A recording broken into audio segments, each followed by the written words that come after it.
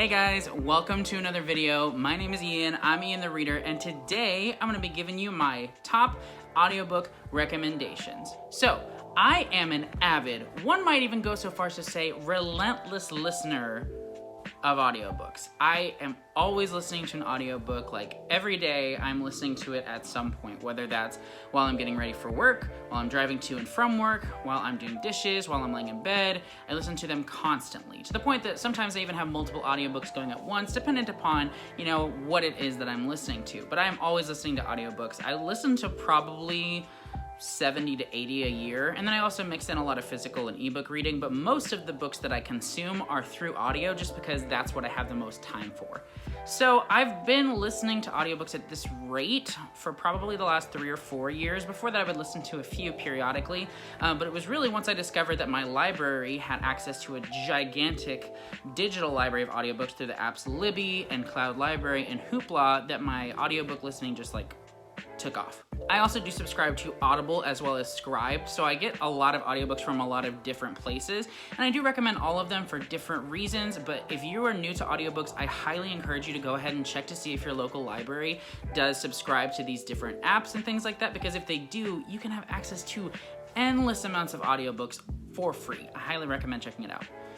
But anyway, today I'm going to be giving you guys my recommendations for my absolute favorite audiobooks. Now, these could be because I feel that it enhances the experience through the production quality, or it could be because I really enjoy the narrator and what they bring to the characters, or it just could add a dramatic feel to the story. I have a lot of different reasons for why I like these audiobooks, but I love each one of the books that I'm going to be recommending to you guys. Now, like I said, I listen to a lot of audiobooks a year. I've probably listened to upwards of 300 audiobooks in my life.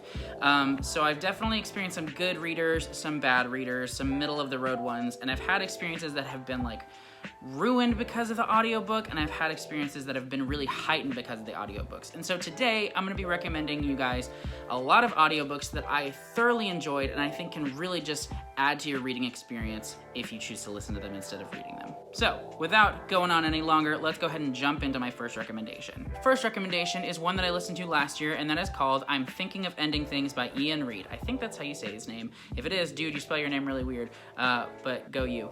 Anyway, this is a book that I listened to last year because there was a Netflix adaptation that was made and I heard it was really wild, and so I was like, you know what, let me go ahead and listen to this.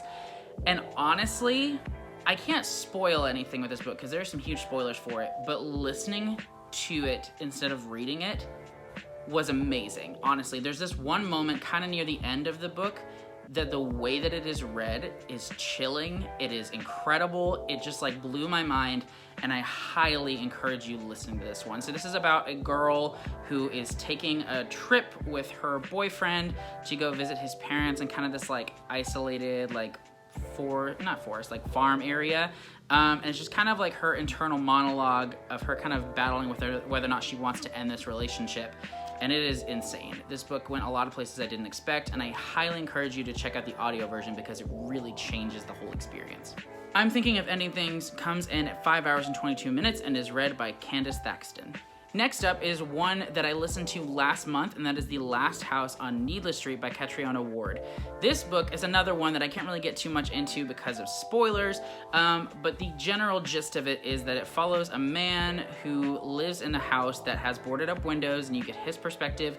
You also get the perspective of his cat and his daughter, and also one of his neighbors. Now, this neighbor has moved there because she's suspicious of this guy because her sister went missing years and years ago, and he was originally a suspect, though his name was cleared, but she's not so sure that his name should have been cleared. That's all I'm gonna say, but the performance in this is just absolutely incredible. The reader is Christopher Ragland. The book is 12 hours long exactly, and Christopher Ragland does such a fantastic job because he reads all of the voices, and each character has such a distinct voice that I thought it was somebody else reading the characters until I realized it was just him, and it was just mind-blowing to realize that. So highly recommend this one. It's so good. It's a new release, and I definitely recommend it. Next up is one of my favorite series, and it's a series that I absolutely love listening to on audiobooks, to the point that I've read a couple of them physically, but I much prefer listening to them on audiobooks, and that is the Dresden Files by Jim Butcher. These are narrated by James Marsters. There are currently 17 full-length novels in this, as well as 2 collections of short stories, and all of them are narrated by James Marsters, and he does such a fantastic job with these books. He truly makes the characters come to life to the point that, like, I cannot picture Harry Dresden without thinking of James Marsters' voice. James Marsters he's an actor, and he was in Buffy the Vampire Slayer, which I have not seen Buffy, but I believe his character's name is Spike, and I think he's a vampire, which is funny just because there are vampires and stuff in the Dresden Files. But yeah, this series follows a wizard detective living in Chicago, and it follows his adventures as he solves crimes and helps out the police department and goes up against a lot of different kinds of foes, and this series is like popcorn to me. I love it so much, and part of the reason I fell in love with it so much is because James Marsters just does a fantastic job with these audiobooks. Highly recommend. Next up is a literary fiction book that came out in 2019, and that is The Dutch House by Anne Patchett. It is narrated by none other than Tom Hanks, and oh my gosh, does he do such a fantastic job with this book. I wish that Tom Hanks would narrate more audiobooks. It would just make everything so much better. Like, honestly, I know people go on and on about Morgan Freeman's voice, but Tom Hanks, dude, he's got a voice. But yeah, The Dutch House follows some siblings that grew up in this house that they call the Dutch House, and it just kind of travels back and forth in time through their growing up together and their, sibling relationship and how they impact each other. And, it's kind of a hard book to describe because the plot really isn't the point. It's really just a character study, and the narration of Tom Hanks in this book just really brings the characters to life in such a wonderful way. It's like he's acting while he is reading, and it's just so good. I highly recommend this. I think it would probably have been a really good experience to read it as well, just because it's a great story, but listening to it by Tom Hanks was just incredible. The Dutch House comes in at 9 hours and 53 minutes. All right, so now I'm going to go ahead and recommend my favorite Stephen King audiobooks. Now, I have listened to a lot of Stephen King audiobooks, and I enjoy most of them, some of them not as much, but these are my top 3 audiobooks to listen to by Stephen King. The first of those is going to be It. Of course, so good. It's read by Steven Weber, and this was the first audiobook that blew my mind. And it wasn't necessarily because there were crazy things going on with it. It was really just Steven Weber really committed to the performance. You know how sometimes you'll listen to an audiobook and they'll say oh, the character screamed a line or yelled a line, but the person who's reading it doesn't do that, and it just kind of takes you out of the experience?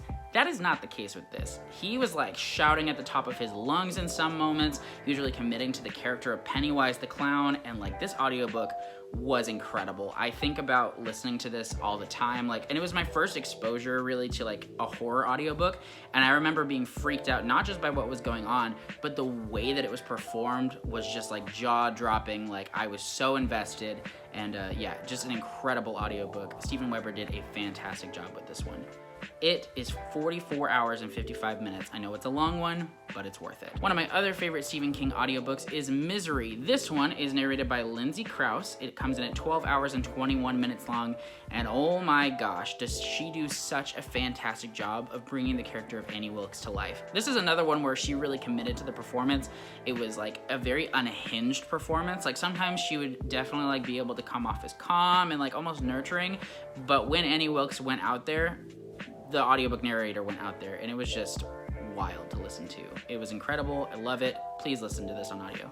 And my last audiobook recommendation by Stephen King is The Dead Zone, which is narrated by James Franco. The Dead Zone comes in at 16 hours and 12 minutes, so kind of a mid-length audiobook. It's a little long, but not too long. Yeah, James Franco does such a really great job with this one. He's a very subdued narrator, but not always. He's really good at kind of bringing a creepy edge to his reading in a way that sometimes feels dry, but also just really fits the characters of this story, really fits the tone of this story, and he does a great job with this one. He also narrates Slaughterhouse-Five by Kurt Vonnegut, and he did a great job with that one as well. All right, kind of heading back into the fantasy territory, I wanted to go ahead and recommend The Lies of Locke Lamora by Scott Lynch. This is narrated by Michael Page, and it comes in at 22 hours and 36 minutes. This is one of those where I just had a really good time listening to this audiobook, and it was one of those things where if I'd read it, I wouldn't have been able to capture the tone that these characters had, but it really felt like Michael Page understood the characters, understood what Scott Lynch was going for with them,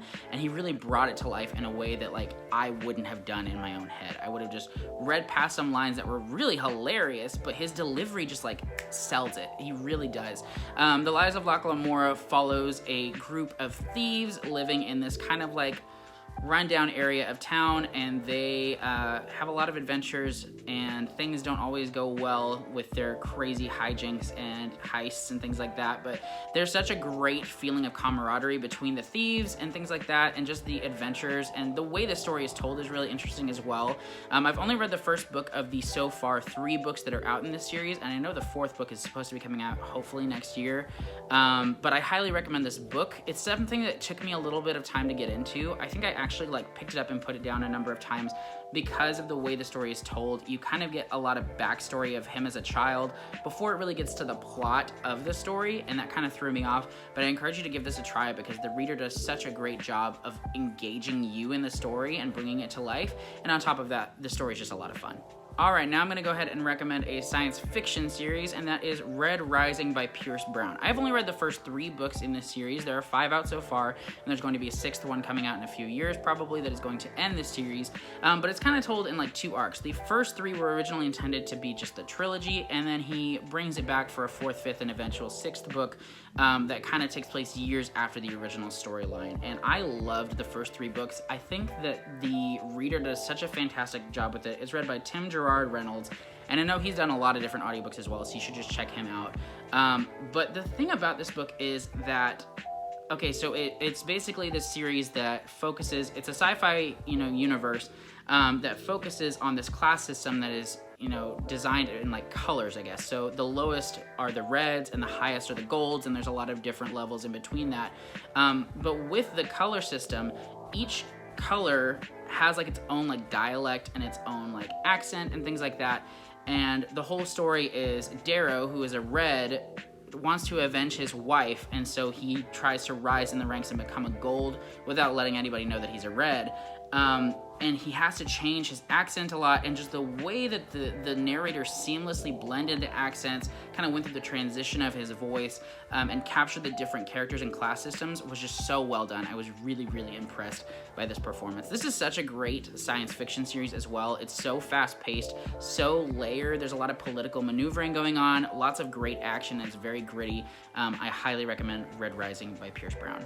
The first Red Rising book is 16 hours and 12 minutes, but they do get longer as they go. The 5th one, Dark Age, is the longest one so far, and it's 33 hours and 58 minutes. So it's a bit of a commitment, but they're really easy to get into and really easy to get through.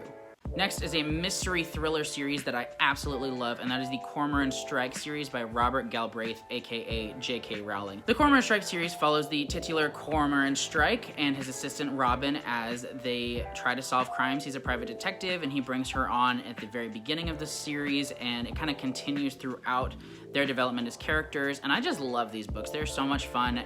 Great detective stories. I really enjoy the mystery aspect of it, but really at the heart of it, it's the characters. Cormorant and Robin are just 2 really great characters, and the audiobook narrator is named Robert Glenister, and he does such a great job, really just capturing the voice of Strike, Cormorant Strike, but also the other characters as well. I just really like the way that he brings the characters to life. Again, that's the biggest thing for me, is just how you embody characters, and Robert Glenister just does such a great job. The first book, The Cuckoo's Calling, is 15 hours and 54 minutes. They definitely get longer as they go, to the point that I think the most recent one, Troubled Blood, was almost 40 hours long or something like that.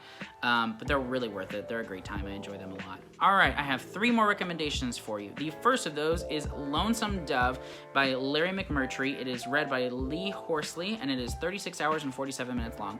This is a book that I did not expect to love, but man, did I. It's one that my dad was trying to get me to read for a long time, and I put it off, and I put it off, and I put it off, but I finally decided to just give it a try, so I got the audiobook for it, and this book is just incredible. It is really incredible. It is in my top 3 novels of all time. It is not a plot-driven story by any means. It's a story that follows cattle drivers as they drive a bunch of cattle from Texas up north.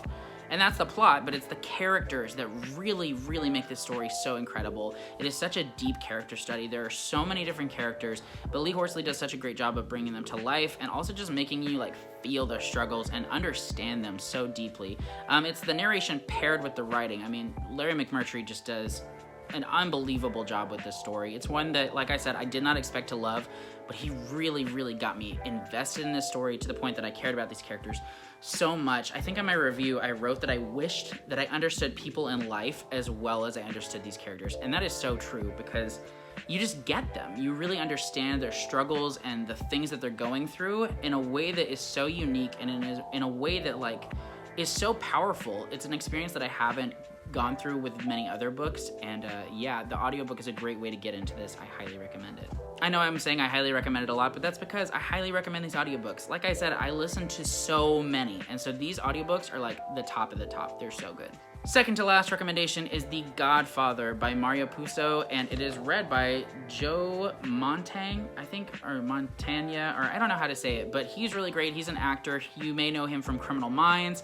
I haven't watched a lot of Criminal Minds, but I know he's in that, and my gosh, does he bring this story to life and like just totally make you feel like the culture and the characters and all of it. I had seen The Godfather Part 1 before reading this book, and The Godfather, the novel, covers like all of the movies, and wow. I mean, I didn't know what to expect really getting into this, because I know it's like such a powerful movie and so iconic, but the book is just as good. Like, really reading the book feels like an even deeper journey than the movie is. And the audiobook narrator just does such an incredible job. Like, honestly, reading it's probably good and all, but listening to it is such a great experience. So good, so good. The Godfather is 18 hours and 5 minutes long, so it's a little bit long, but it's worth it. And lastly, I'm going to go ahead and recommend The Stormlight Archive by Brandon Sanderson, which is read by the iconic duo Michael Kramer and Kate Redding. These two have narrated so many fantasy books. They read The Wheel of Time, they did the Furies of Calderon series by Jim Butcher. Obviously, they did all the Stormlight books. Michael Kramer also did the Mistborn books by Brandon Sanderson. They have done so many things together. So honestly, I encourage you just to like look up their names on Audible and see all the different audiobooks that come up and see if you are interested in what any of them are about, because like, they're incredible. They do such a good job. They're a married couple, and they do a lot of audiobooks together, but they also do some work independently. And really, like, they're the best in the game. They really are. They really sell the characters. They really get into the story and commit to every performance, and they just bring it to life in such a way that, like, I hear their voice and I'm immediately drawn into a lot of different worlds that they have narrated throughout my time listening to audiobooks. Like I said, I can't recommend them enough. Obviously, The Way of Kings and the Stormlight Archive are some great ones to start with their work. I think I listened to Mistborn first, but this was the first one that I listened to that they read together. And I mean, it's just incredible. These are obviously very long. The first audiobook is 45 hours and 30 minutes, and they just get longer from there. But it's such a journey. I think they do such a great job. And especially with epic fantasy, like, there's kind of two ways of looking at it. One, if you physically read it, you're going to catch like every little detail that you may miss if you're just listening to it on audiobook. But at the same time, listening to a fantasy book on audiobook makes it really easy to get into. And so I do recommend that with The Way of Kings. I think this is such a great audiobook experience. But that's it. I hope that you guys got some great audiobook recommendations out of this. Like I said, I listen to audiobooks all the time. So if you have a favorite audiobook narrator or book that you can recommend to me, please do, because I am all about audiobooks. I'm all about a great audiobook experience, and I want more good audiobooks. So please recommend some to me. But that is all for this video. Thank you guys so much for watching. Leave a comment, like, subscribe, hit that notification bell, all that jazz. I post videos every Tuesdays and Fridays, so I will see you in the next one. Don't be a stranger. Bye.